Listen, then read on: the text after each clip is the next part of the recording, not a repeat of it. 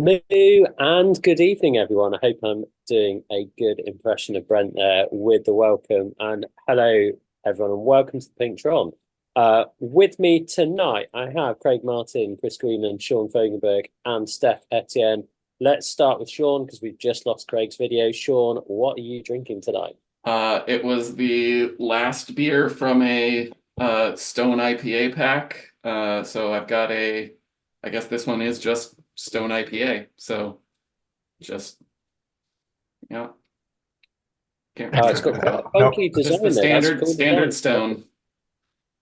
Was that one of those Costco packs where you get like six that you like and then they're trying to offload old No, inventory and it's stuff that you'd it's never buy? the Stone IPA mixed pack. So it's got four different IPAs. They've got a hazy, a tangerine, and the FML, which is a double.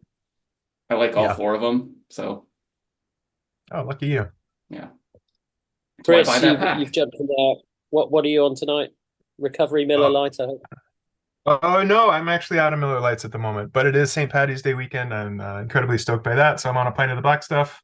Got some home Guinness Nice. here, and then another one right behind that. Already poured because out of the can it takes a while for these to settle. So I'm in full SPD lashing mode. You got some Nice. green food coloring? No, no. We recently I was at a party and was designated driver, so was on the 0% alcohol, and I actually discovered the 0% Guinness is possibly the only drinkable 0% alcohol I've discovered so far. It's Um, really good, right? It's really yeah, true to the Yeah. original. Yeah.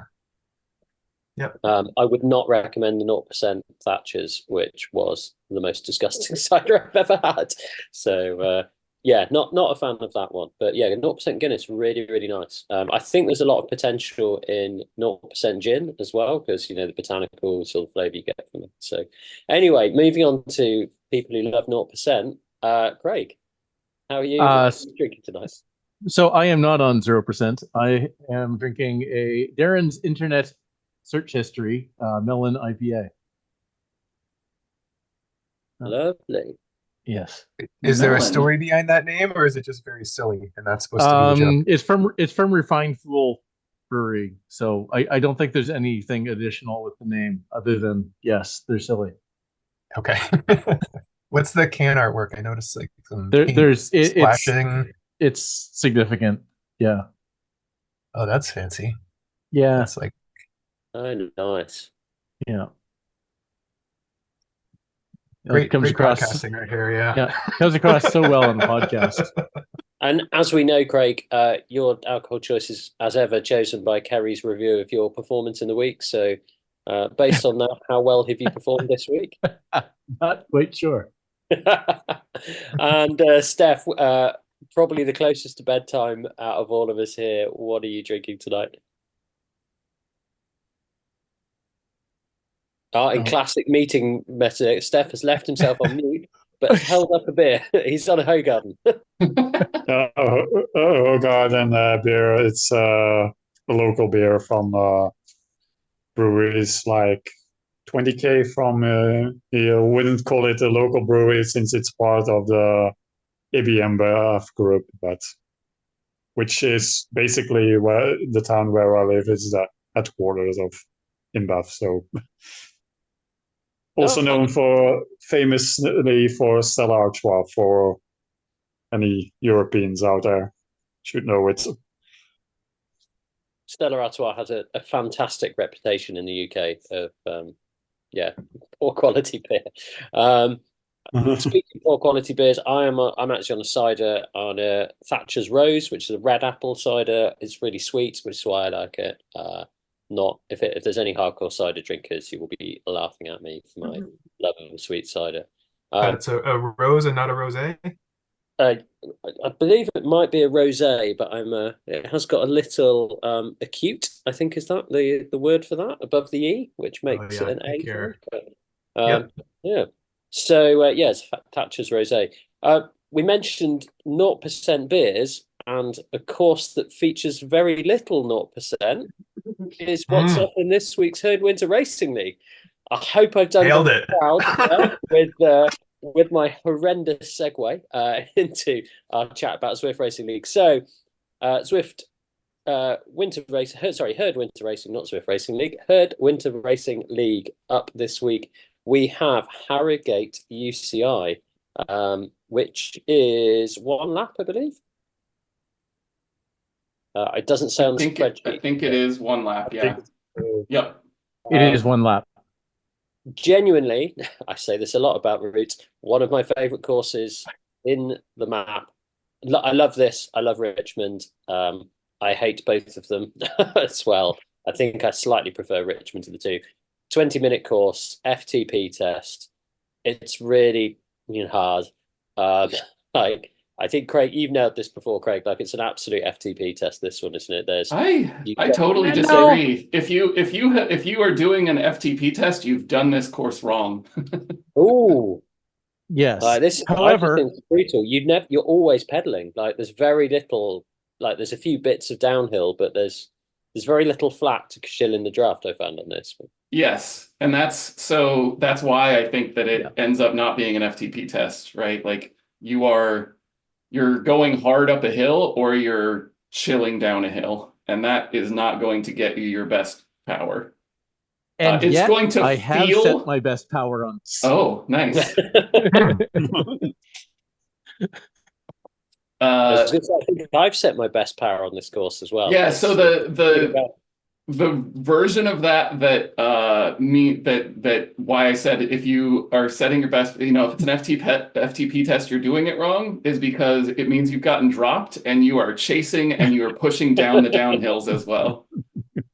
Well, or you're doing it in HWR, in which case you're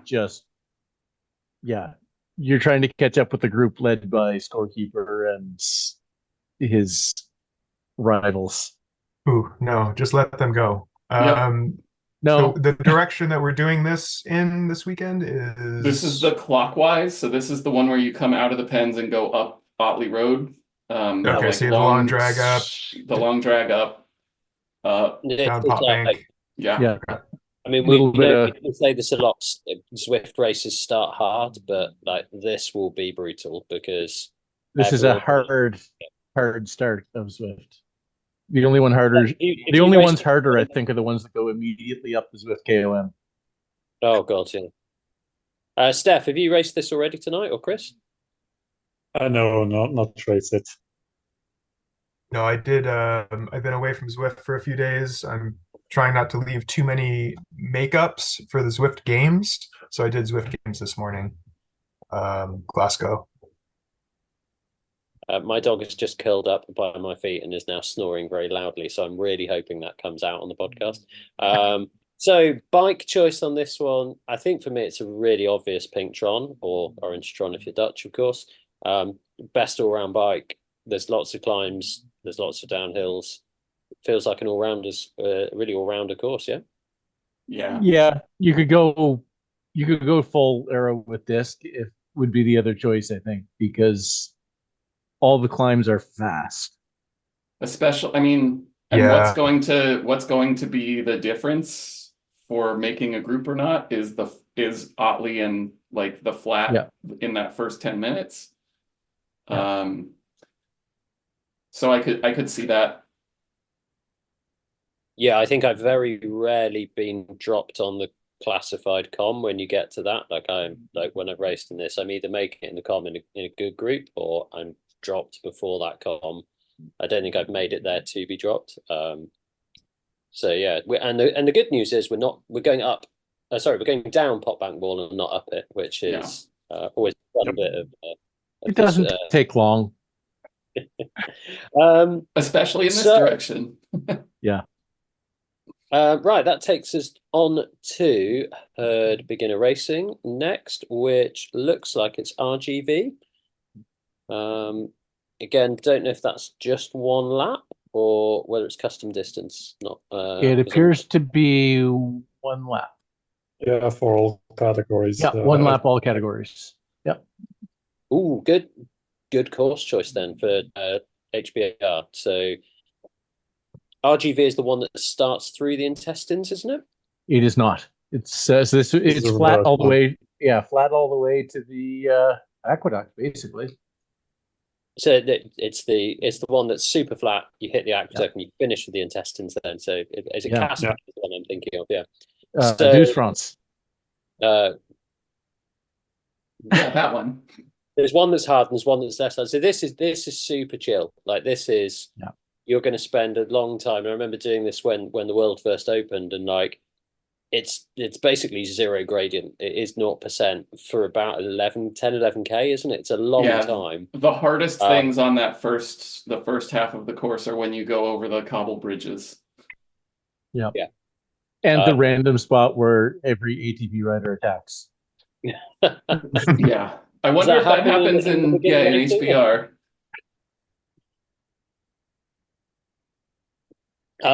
So on this one, as we said, points to watch out for: cobbles, like when the rolling resistance goes up, always just bump your own power up a little bit. You can get just dropped out there with where that coefficient goes up. I think it's get to the aqueduct. The aqueduct it's really a long sprint. It's not really a climb, is it? Like it's probably about 50 seconds as hard as you can go.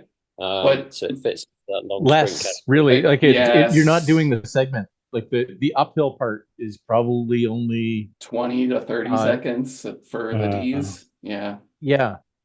30 seconds max. Yeah. And then the intestines, they're a bit more punchy. So the bit towards the end of the lap, there's some.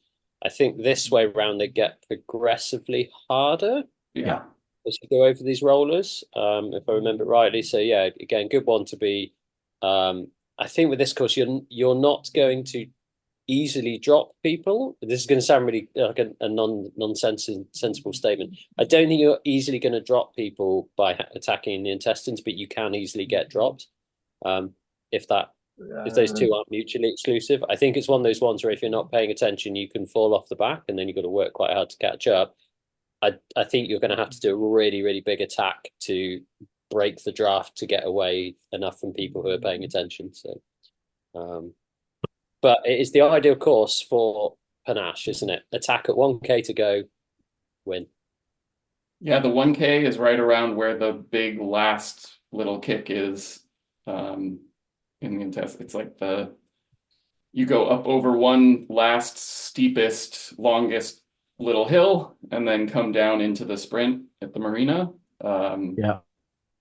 And it is one that I've seen people stay away on. Yeah. Yeah. No, it's the absolutely. only time I've had panache work in a race, though, for me. Yeah. I'd say on this one, the big hint, I guess, where this is herd beginner racing, the hint for the beginners is I'm stealing from Chris Roberts that I've raced with many times in TTT on the Kookaburras, and it's pump it. So as you're coming down, before you hit the bottom of those rollers, hit the power on before you hit the bottom, so that you're already spun up when you hit the uphill. And then because trainer lag, you've got to have the power on before the uphill starts, because the hill isn't long enough to just depend on the resistance to increase. So yeah, definitely. And I think there's sort of a double effect, isn't it? I've noticed we got somebody to do their first race on Zwift recently, and I noticed with them kind of your own cadence will drop down slightly as the gradient goes up, and your power drops down accordingly, and then you recover to the cadence you're trying to do and bump your power back up. So kind of got the trainer lag of that happening, and then your leg lag happening at the same time. You can easily get dropped. So yeah, great tip. Like spin up on those little descents. You can, and actually to good effect. Where was that? I think coming out of Titans Grove in a recent race, I was able to do that and made 10-15 seconds up just through pumping it through those bits out of Titans Grove. So yeah, really good tactic to get to the front of a group, stay in front, or even catch up to a group who's chilling a little bit through there. Yeah, indeed. Choice probably. Sorry, Steph. Yeah, I was about to say Titans Grove and the intestines are a good way to learn that skills to find your pace through the rollers for beginners. Yeah, 100%. Bike choice, I would probably go best aero on this. Yeah. Yeah. Probably. Yeah, whatever your best aero is, Tron, if you don't have disc wheels, or whatever is the slipperiest, yeah. But not a TT bike. With a yes, not a TT, but that takes us on to the Herd Climbers Gambit, and I do want to big this up too much. I'm going to big it up so much that it'll be impossible to actually live up to how much I've bigged it up. But Sean, you are really, really looking forward to this. And in fact, you said you're going to race in the A's, I believe, didn't you? I did say A's or B's, and I said that for just the leg snapper, but then I saw that the whole series is. I mean, we'll let Chris tell us what the series is, but I might race the whole series in B. Yep. Come on, Chris, take credit for this. Yeah, this is a fun one. It's been a while since we've done some short, sharp efforts in Climbers Gambit. So I've written the Punch Out series, which is a collection of 5 of our short, punchy climbs throughout Zwift. So we are starting off with the leg snapper. This is the leg snapper's first appearance in Climbers Gambit. Moving on sequentially through Hilly Forward, 2 times up Breakaway Bray, combined time for the weekend, then up Titans Reverse, and then a combined time of Libby Hill and 23rd Street in Richmond. So those are your 5 weekends laid out. The idea there is they're short events, because I know we're all dovetailing Zwift Games, Big Spin, the No Spring Chickens series. There's a lot going on at the moment, so I wanted to make these manageable for everybody to come out, really lay your guts on the floor, and get on to the next thing. And as a reminder, the Climbers Gambit is our no draft series where only your time on the classified climb counts. The exception being on week 5, where there's 2 classified times, so we sum them together to give you final position.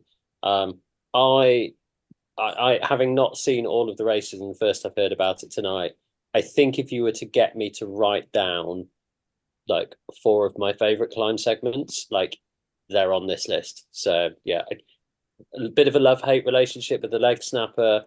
I think we all know I love Hilly Forward.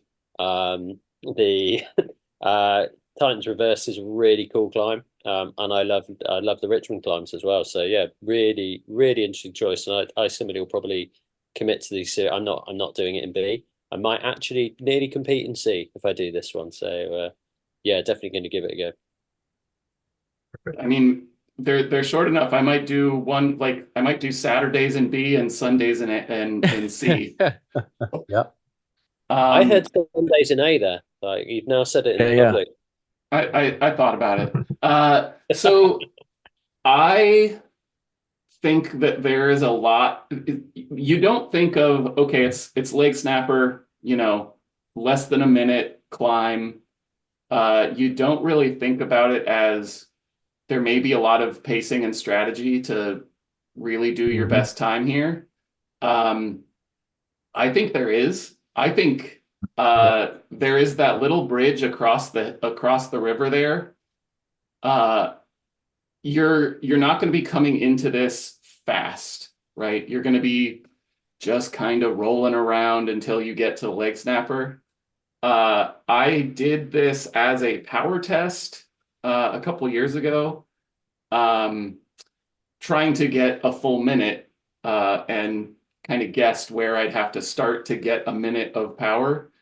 But what that did was, so I started right when you turn to go across that bridge, essentially sprinting across that bridge, and was going 30 miles an hour by the time I hit the leg snapper, like the actual steep part, and never came back down below, like it took halfway up until I was going below 20 miles an hour. It really, like, you don't want to go so hard at the beginning that you don't have anything left for the top, which is where you're going to be hating life. But I do think that you are going to want to go pretty hard into the climb with something this short, especially since unlike 23rd Street, where you're going to be going down the hill into the climb, this one you're you're going from the flat. So you want to get some speed up before you hit the climb. Yep. Yeah, Yep, entry speed matters here. So I've always done a like attack the bottom of this, but I like what's really exciting is this is no draft. So I've always done attack the bottom because people are going to come past me, and I'm going to draft them as they come past me. It's always been my tactic on this. Whereas I've tried the kind of time trial effort, and you find like if you get a gap, you're just doing a time trial effort with no draft. So I'll probably go from the similar tactic of attack the bottom really hard and then try not to be sick. It's really well thought out. Yeah, Welcome to the club, Steve. Hammer the primes. Yeah, I've two big endurance rides in the weekend, so these series are the short efforts are perfect. And a minute, it's indeed pacing because I have to do some couple of 1 minute efforts or max efforts during my endurance rides, and you notice it. You can keep the power smoothly for 30-40 seconds, but then it's the bargaining time. You try to keep the power on, and it's just surviving that last 20 seconds or so. And I think this is where like most people can get better. I was going to say at Zwift, but I mean more at the kind of style of racing that Zwift is. Yeah. Like Zwift is a really like most of the courses are punchy courses. Like you see most of the people that finish high up have really good kind of 2 to 5 minute power.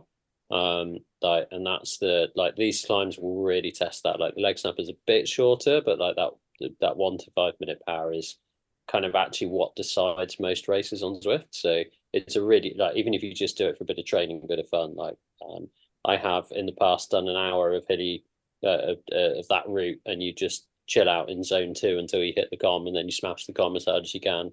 And I thought you hated that race, Steve. Like is it hilly reverse? That's the 2-3 minute one.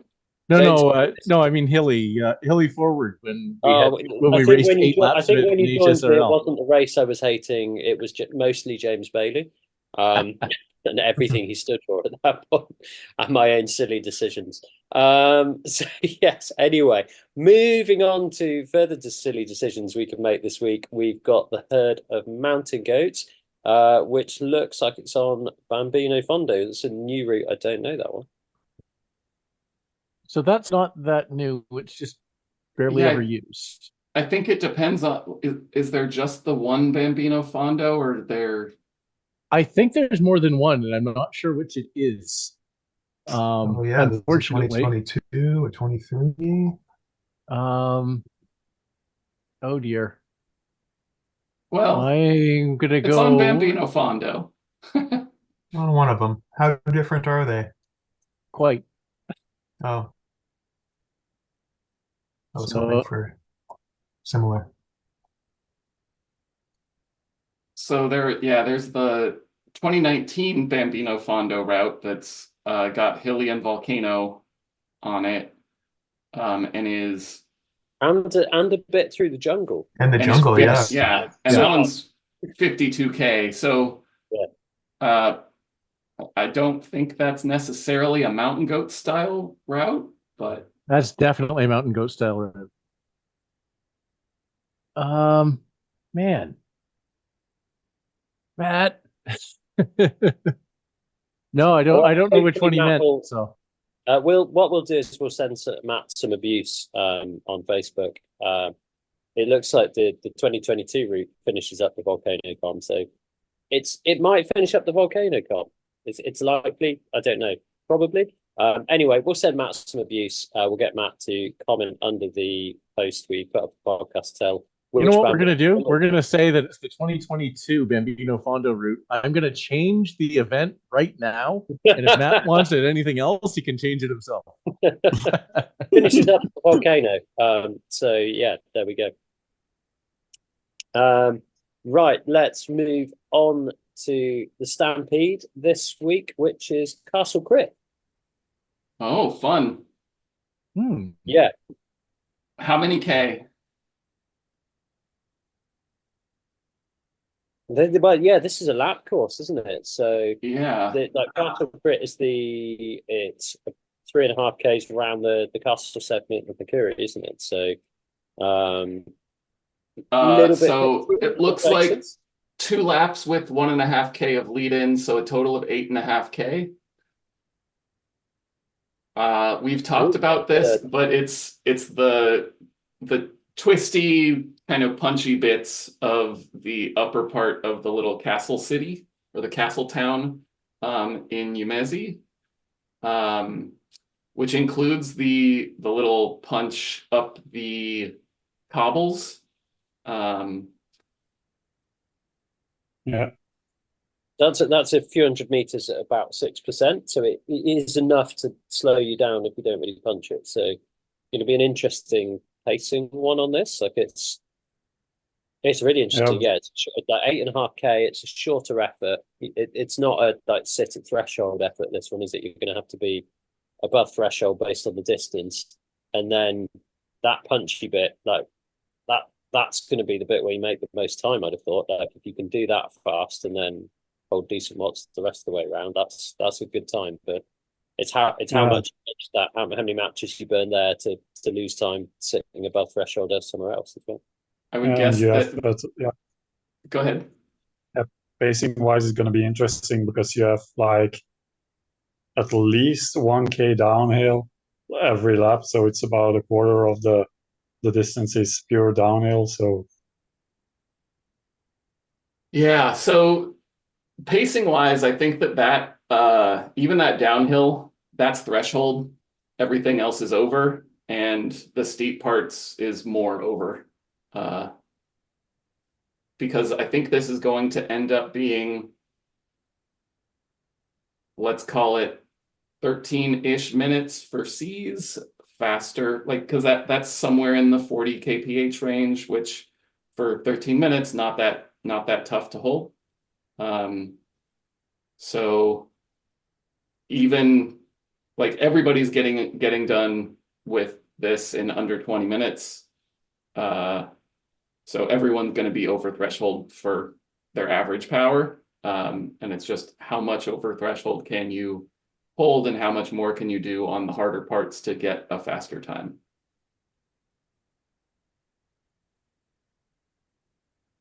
And so with bike choice here, there is a sort of slightly more climby TT bike available, isn't there? But I don't think it's really worth it. I don't think so either. Even though the lead in is slightly uphill as well.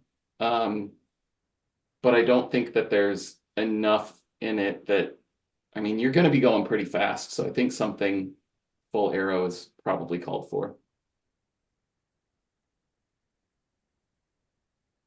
All of which then brings us to the final week event in our third week, which obviously thanks to James Bailey finishes on Wednesday, is bridges and boardwalks for the bullseye.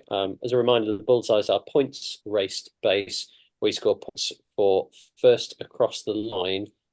Every time you complete, it's not every time you complete a segment. It varies a bit, but basically there'll be some sprints. If you finish first in each sprint, you get the most points, and it scales down from there with double points for the finish line normally, doesn't it? That is correct. So the real wrinkle on this one is the climb up to Shisa sprint, because it's first across line. So obviously, it doesn't matter that the sprint is flat because there's not a really big climb, but a good enough climb that it makes more difference than the sprint does. There's definitely going to be people attempting to break away and get those points on the whole climb. But then halfway around the lap, you've got a sprint. So it's going to be interesting. I think this is the easier direction of that climb up to it. So it's not the one that you go and you do the little like loop around before you come. But yeah, it still is going to be a pretty hard couple minute effort for the hardest part of it. So yeah, it looks like 2K. So that's like you say, it's going to be few minutes sat there, people going hard. But the Ben hard, pointed- yeah, the hard part of it is it is like 700 meters at 5%, leading into the sprint. So that's going to break things up. Credit to Ben pointing on this one. He does call it the shitty sprint, and with good reason. Like you just cook whenever you get to it. I think, but yeah, exciting for the Bullseye. So Bullseye had a lot of fun with this a couple of years ago, riding against Oyan and Shifty and people like that who I didn't sprint as well as, but and Bowser. But this would be the kind of course where I'd be looking to like really try and put the hurt on that climb, gap people a little bit, and then try and hold it to the sprint. So yeah, it's an exciting course, and likewise, if you can ride within yourself a bit and really back yourself to smash that sprint really fast, like if somebody's attacked, they're probably cooked, and you might be able to close the gap, hit their draft, just putting them at the line. So exciting course. Bike choice on this one's an interesting one, isn't it? Like this feels to me like it's got Tron written all over it. Good on that climb, slippery on the flat bits, like really good all round bike. I would agree with that. I'd say so, yeah. If you haven't got a Tron yet, would you be going something like the Air Road, or there's the Uranium bike, which is again really good all rounders?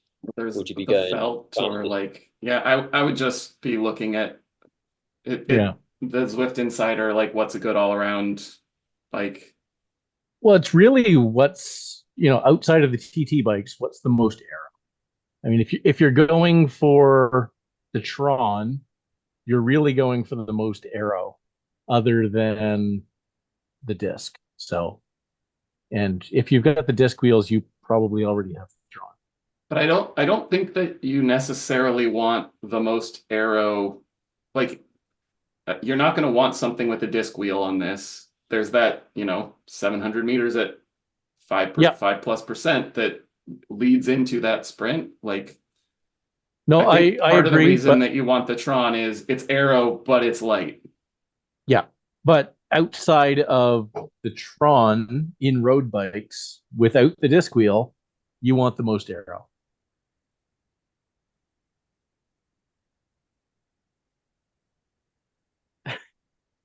Sean's still thinking. Yeah, I think that's right. There's the felt, I think that does that. Like Yeah. you don't put the discs on it, you put some like the NV7.8s or something on it, and I think you're pretty good. Cool. All of which brings us to our round the horn topic, which I might just leave a gap here and make Sean edit together. We haven't decided on yet. So has anyone got a cool topic to talk about for round the horn? I think Well, there's I'd some say- good stuff to talk about. Yeah, go ahead. I'd say the first thing to talk about, because there is no next week's HWR, is the herd spring chickens or no spring chickens race. So yeah, we've got Masters racing in our headline weekend slot. So it's going to be mass start. Results are going to be broken down by age category. And this is the UCI age categories, not the ones built into ZwiftInsider, isn't it? Which are slightly different. So there are a couple different age group category settings built into Zwift Power.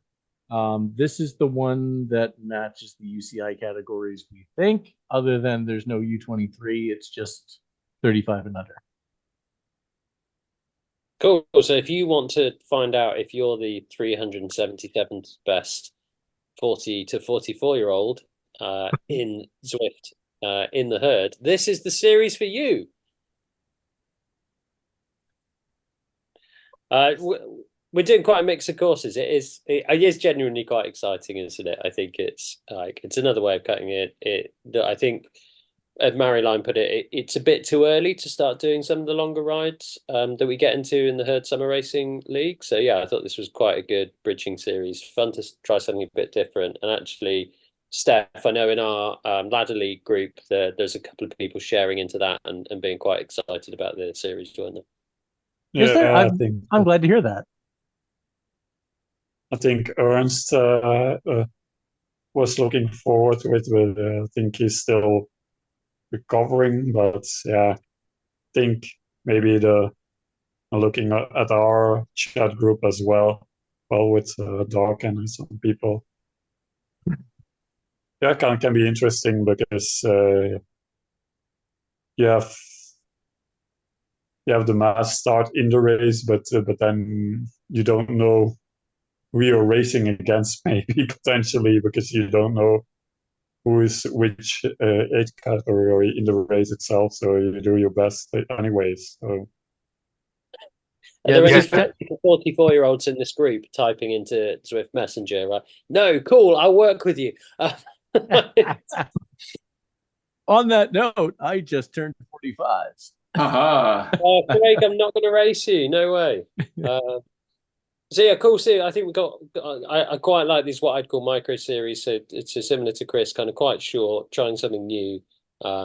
Really exciting. So check out the Facebook post. I don't know if Sean will put it in the show notes as well. Put a link into the post if you want to check that out. But it's pretty easy to find on the Facebook Herd Racing League Facebook page. But so 4 weeks, the races are going to be McCurry 40, Caspat, Sugar Cookie, and Libby Hill After Party. So a good set of races. It won't feel that much different than doing, HWR. It's just some more mass start scratch races.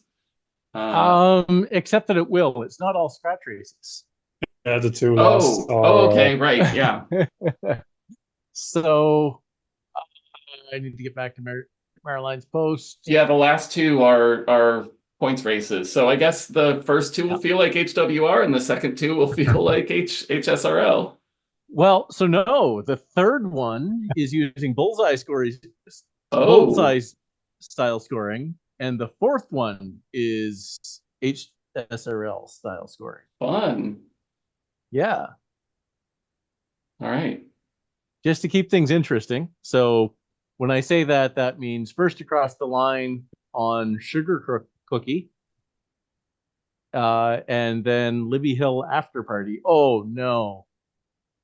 Yeah, FTS on that. So fastest time through segment on Libby Hill After Party.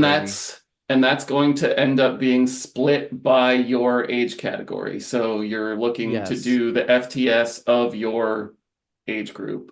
Again, there is no hiding there. You just need to do your best times on these things because that's what's going to matter.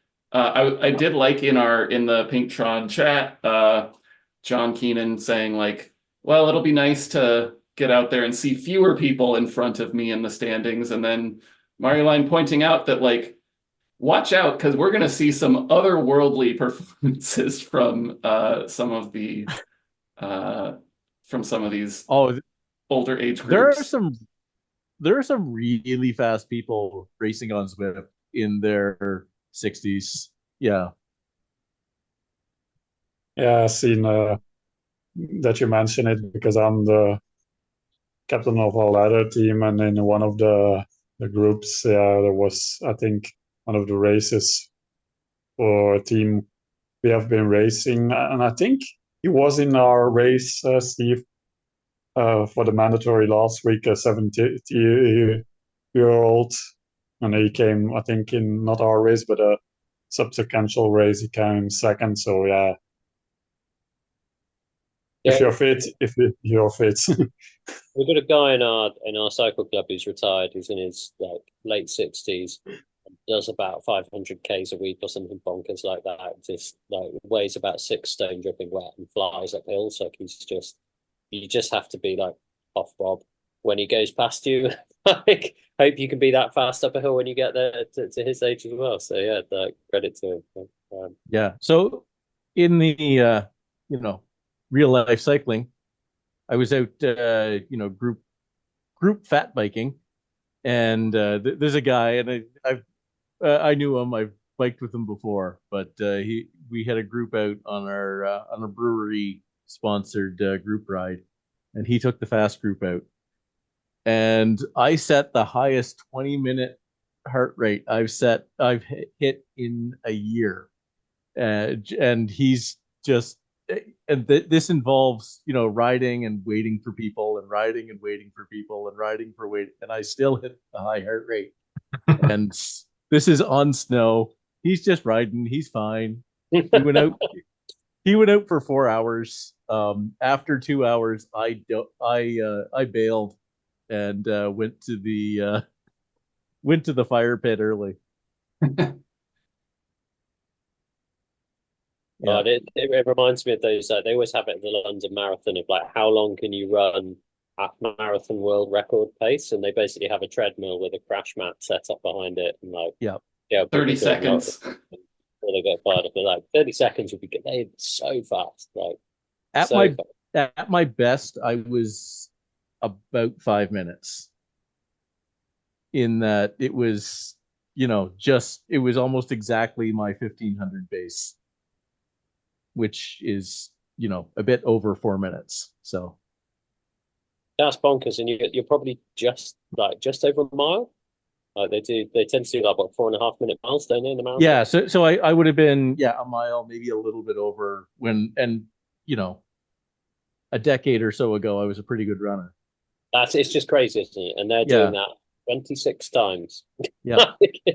Well, yeah, the was it Kipchoge that did the under like sub 2 2-hour marathon, which is essentially 26 4-minute 40 miles.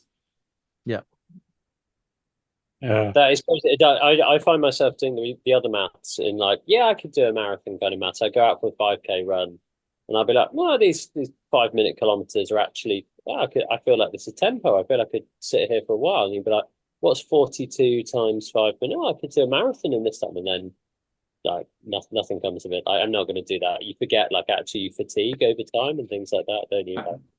I'm already doing complicated maths to forget about the fatigue that I'm acquiring in this 5K race. Other round the horn things I was going to mention. I don't know if people have seen it. I don't know whether she'll love us sharing it or not. I was really excited having chatted about it earlier in our group that when I fired up the laptop to record the podcast, I got a notification from ZwiftInsider saying, check out this Dutch lady who's riding gravel racing who started on Zwift, Marjolein, who we all know and love. There's a really cool article up on ZwiftInsider where Marjolein spoke to them about her journey through Zwift and doing the gravel worlds last year. Definitely, like, I know she's spoken a lot on here about that as well, but definitely go check it out. Just really cool to see someone in the herd telling their story and a lot of riding they do. Yeah. No, I was really happy to see that. That was nice, and I'm really impressed with Marjolein. I mean, Steve and I, from this group especially, I think have ridden with Marjolein a lot with ZRL and stuff. And it's good fun, and really happy to see a nice little article on what she's done, and it's pretty impressive. Yeah, 100%. And has anyone got anything else around the horn? I think the other things going on right now are the Zwift Games and the Big Spin. I don't know if anybody's done either of those. I'm racing Zwift Games right now. Sounds like Chris is as well. We've done them really, really fast. So I chucked one of my friends who he stupidly said, I've never done a Zwift race before. So I'm like, let's chuck you on a trainer and see what happens. He's like he's quite a strong rider. So we made him do a ramp test, and then about an hour and a half later do a Zwift Games race. We only did the 5-minute ramp test, not the full hour FTP test one. And my God, like, so he came out at like quite high C and got like, he was like me coaching him. I'm like, you have to go hard here. And my God, those races were fast. It was the early one, like classic Marina start, and then through the kickers towards the bridge sprint. And he was dropped before the bridge sprint because people were just going so stupidly hard. Has it stayed like that? Are people just ridiculously fast? No, it's those races are crazy. So I've been doing them. I mean, I've been finishing, 70s, 50s, in C's. So no, they're fast. They're real fast. I'm also out of shape, but they're fast. They're big groups as well, aren't they? Which always makes things super Yeah, fast. which is fun because yeah, I'm getting dropped, but I have people to race. I'm trying to bridge up to another group, or trying to catch on to the group that's catching the little group that I'm in. Whatever it is, yeah, there's lots of stuff happening because there's lots of people around. So it's a good environment. It's good fun. Yeah. The fourth race that's been going on right now was Glasgow Crit. So 5 laps of Glasgow Crit, which when you are in a group that is really pushing, and because Zwift Games, like the GC is based on time, so it works better if you're in a bigger race where people are pushing. I ended up in a race where there were several people in the front group that did 3.6 for 23 minutes. We were flying around there. It's hard. I think I was basically pinned at max heart rate from the final kicker to the line, and then somebody who was who's on my ZRL team was like, so why? I thought that you'd come around me in that final sprint, and it was like I was just dangling at the back of that. I wasn't sprinting.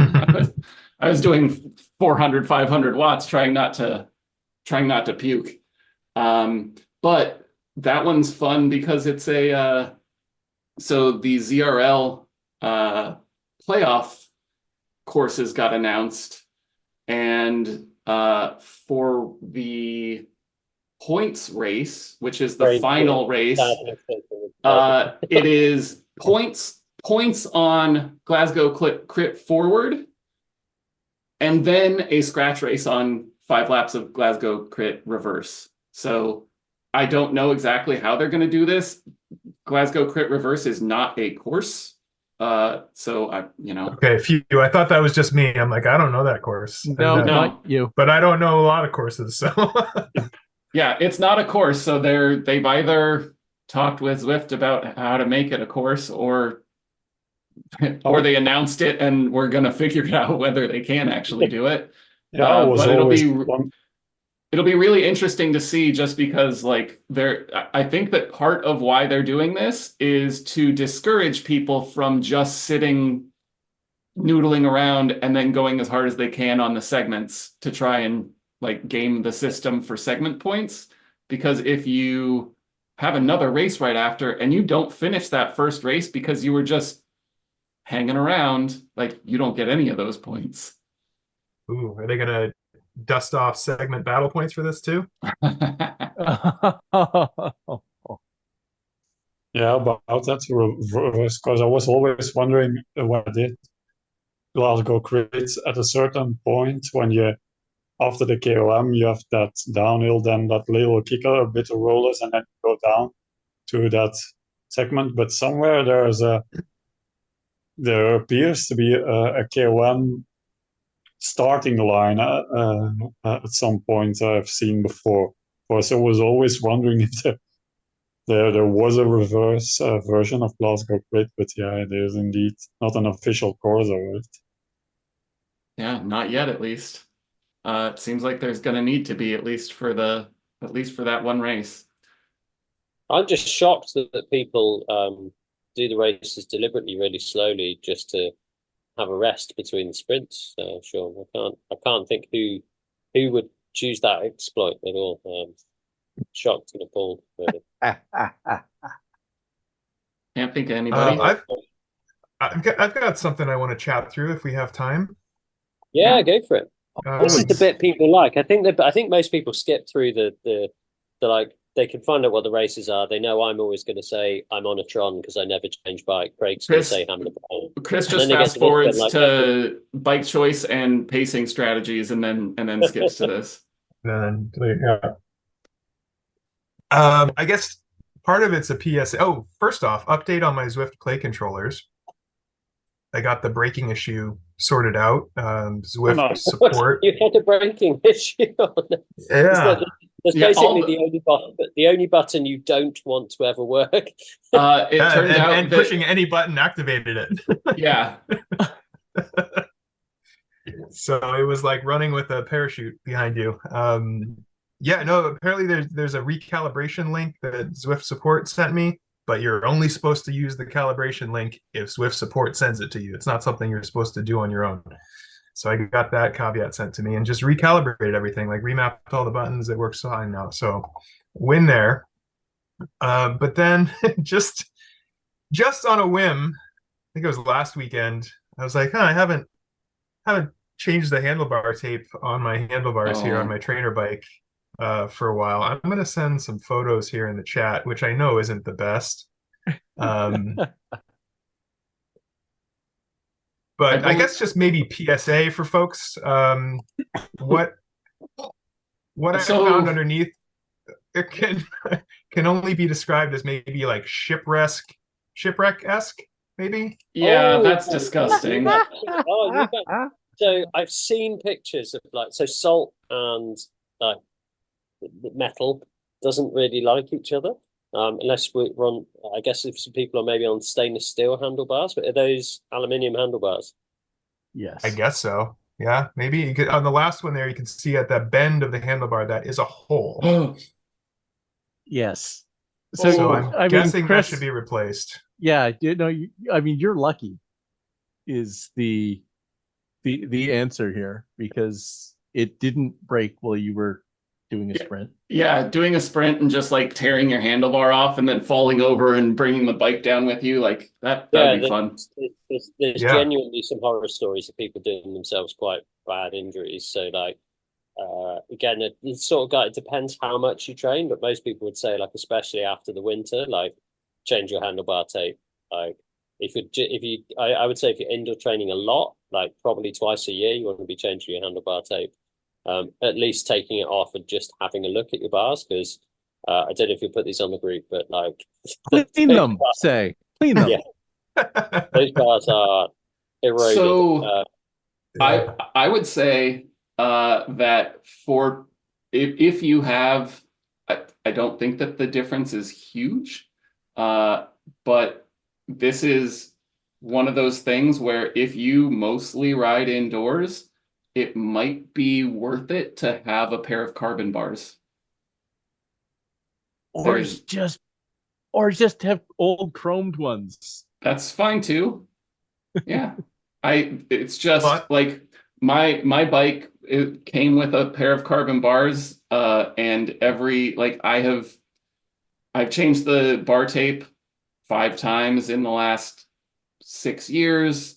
Every time I pull them off, I just wipe them clean and they're fine. When Chris sent a little message to the group saying like, well, I changed my bar tape and all I could describe it as is a science fair project. It was like, oh no. And I didn't even think about it, because the bike that I had on the trainer previously, I had just taken the bar tape off. So it was like fully out in the air, wipe it on afterwards. And then I had to swap it out because I think I mentioned it before, like my rear derailleur cable snapped. So this was like a last minute thing, but I just never thought about it. Like I left the bar tape on, I'd give them a little wipe down afterwards, but not really paying attention to the sponge effect that clearly was happening underneath, and just putting salt water on aluminum for hours and days, and also on giving end. it a really nice like bed to sit in as well. And like damp, probably a little bit humid as well. Like there's much better scientists that listen to this than me that will understand that and explain that a lot better. But like that's some fine rust growing conditions we've got there. Well, so you basically made your handlebars your sacrificial anode, right? Yeah, I think like again, like I don't think you need particularly expensive bar tape if you're riding indoors. So like $10, $10, €10, you're going to get some bar tape which will last you probably 3 to 6 months. I just bought a dehumidifier. So there's also the other option of really using an old inner tube. Yeah. A lot of people do. I've seen a lot of people do that for indoor training. I know I've teased Craig about that in the past about recycling old inner tubes, but I've seen people do that. Again, like it's something you'd like. Well, how do you, why- what's the process there? You slice it into tape No, and you just wrap it up? No, just wrap it. I mean, Just wrap it around? you can try and cut it if you want, or you just cut the cut the valve out with some cut scissors. the valve out and Okay. then just wrap the rest. It works fine. I don't think I have any tubes around. Well, I say Again- now that a lot of us are on tubeless, yeah. Yeah. So just because I was interested, you can get a pair of or a set of cheap carbon handlebars for $35 that will never rust. So if it's You if need it's to fire that link in the comments, Sean. yeah. I mean it's Easton, so like clearly a reasonable manufacturer. I mean even Zip has some sub $50 handlebars. Oh yeah, I just found the zips.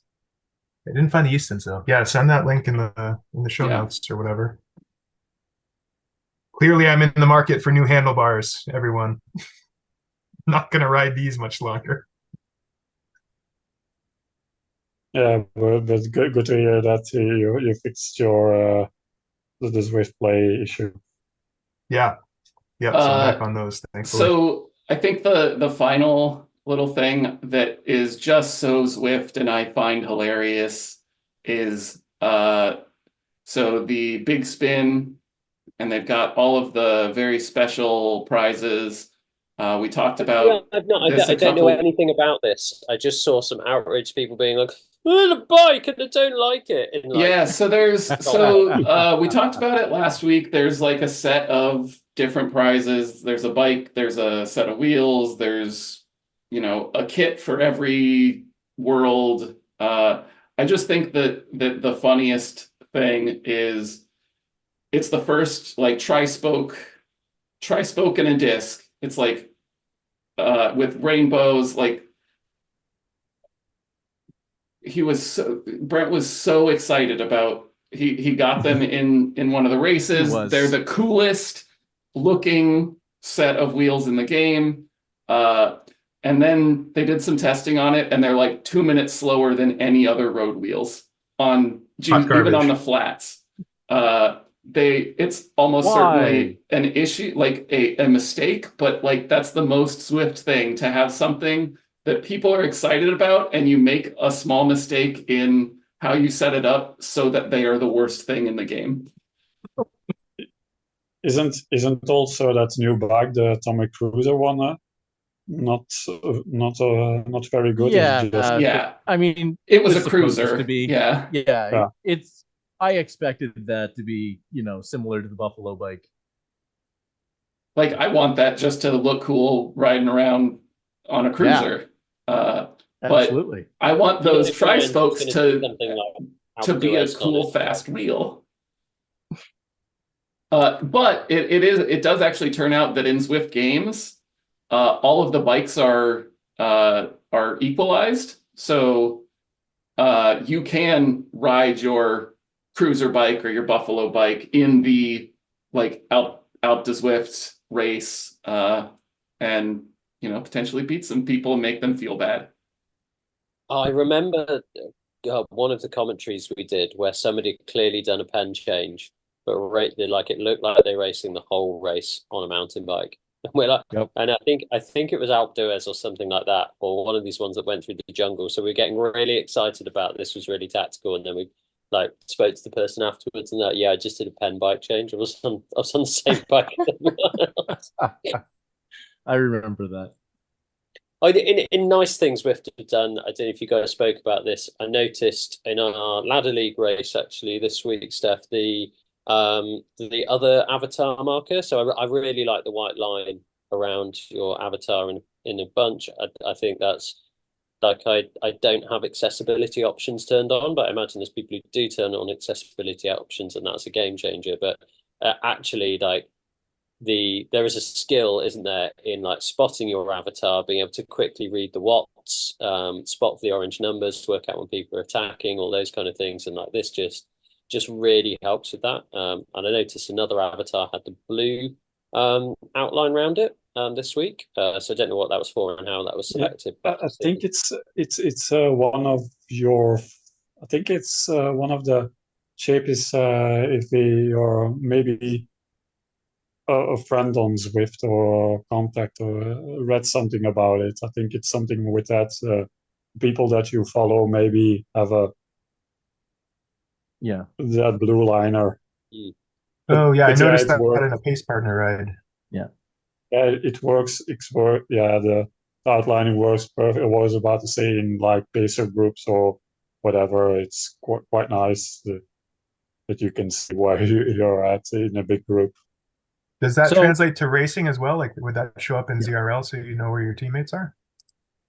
So the white outline definitely shows up in the Zwift Games races, because I only know because that's the only one I've done since that came out.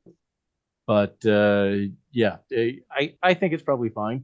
I'll say I'm not sure I love the white outline for myself, but it's okay because you can turn it off.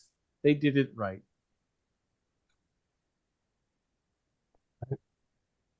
I'm just looking at those handlebars again, Chris. I just that is an absolute science experiment.